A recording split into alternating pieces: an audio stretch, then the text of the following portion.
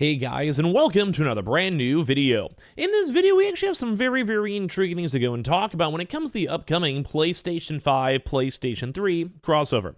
Now, as you guys may or may not know, the PlayStation 5 is built in a brand new architecture, same with the PS4, that is completely different than the PlayStation 3. I'm going to kind of go and explain of why this is a big issue, why in terms of long-term, why this is actually a good change up that we're actually able to get this brand new technology, and as well kind of just go talk about the fact that, like, this may be a little bit harder than we're all anticipating. Now, when it comes to PlayStation 5, as I mentioned, is a more like fine-tuned for like basically cross-generation support, a little bit more of a normalized support too as well. And we've been seeing a lot of brand new rumors that the PlayStation 3 games may be coming over to the PlayStation 5, which is great for people who like grew up on the PS3, wants to like just want to play old school style games, or as well just want to have more games for us to go check out for cheaper. It's just nice, just bonus stuff. We roll with it, we like it. But at the end of the day, this architecture is still a massive pain in the behind because things are not going to be easy. And as well, not as many games as we are expecting, at least initially, are going to be showing up on the PlayStation 5. So if you guys will sit back, relax, and enjoy as we go and talk about it, give me your thoughts and comments if you guys are excited down below. And of course, I just want to go bring this on up that this is a slightly different thing. I'm also going to try to go and explain the difference on what the PS3 and why it's even different in the first place. So let's go start off with that topic as well. I'll probably be doing some fun and doing some drinks up on Twitch. You guys want to go follow, that is linked down below. So make sure you guys do that on Twitch or Twitter. So basically, there's one kind of really nice Reddit thread a few years back. 12 years ago, mind you, this technology has still been kind of a looming issue, saying what is so special about the cell processor in the PS3 and how is it different than like a normal Intel or AMD X64 chipset, which even now to this day is somewhat of a standard, is even as of right this second too. AMD is still making all these games, Intel and NVIDIA are still involved in all of these consoles, and at the end of the day, this is a big deal. They're saying there's a lot of big specs in this next-gen consoles, quote-unquote, 12 years ago, and there was this cool OPED that basically developers are only recently able to take advantage of the cell processor in the PS3. What is different? What's the vibe? What is everything else? And this is a very actually in-depth conversation of why the PlayStation 3 is and has been so different, and why it's really difficult for those games to be moved over to the PS5. And this is like just 12 years ago, still rings true today. So basically saying the easiest answers as a vastly different architecture than both Intel and AMD desktop processors. By architecture, I mean the way it was designed to handle data. And in any computer, you need to be able to go move the data around, manipulate it, transform it, and then report results. So you want to present a topic to 5 people so they can explain it to a third party. One way to do that would be to print out 5 reports, hand each person one, let them read it, and discuss after what each person individually got. Then they go out and they explain the topic to someone else with no further feedback from you. Another way would be a PowerPoint presentation in a single screen being viewed by all 5 people. And then you go in the room answering the questions as you go. At the end, the people can go out with an explanation of the topic. So basically kind of pull it all together too as well. So it's intriguing, and they thought that this was basically assuming that this old school technology was going to be a big deal. They figured it would take off not just with the PS3, but also in other consumer devices like TVs and media players.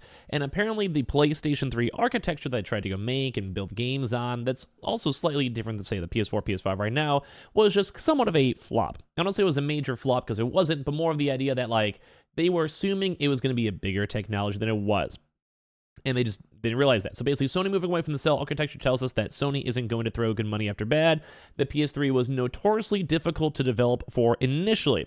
Some devs, e.g. Valve, just couldn't even be bothered, and then other devs such as Bethesda got in over their heads. So this is like the era and the big issues of the PlayStation 3. They had different architectures, and they basically utilized not the non-standard way for gaming development, which is really not good. No one wants to deal with this. Like, you want to go and actually have easy things to code over. Look at like Unreal Engine 5. It's very easy to port over assets. Is it like a very standardization for everyone to be able to go like utilize and make games on the platform? And that's why it's very easy for it to port over to other consoles. But as well, the PlayStation 3 was not any of this. And that still leads into issues now with the PlayStation 5, because there is most likely going to be emulation issues.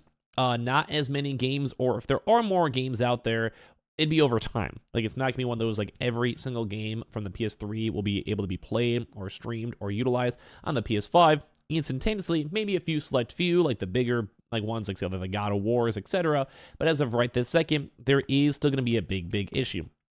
Now, I think a lot of people were excited about the PS3 news, mainly because, as we know, the PS3 was a very, very wonky just system. As we mentioned, the architecture is weird, but at the same time, there was some problems. So they say that Sony was not stupid. They know that one of these things that help other platforms is the portability of the code. So if you make a PC game, it's relatively easy to port to the 360.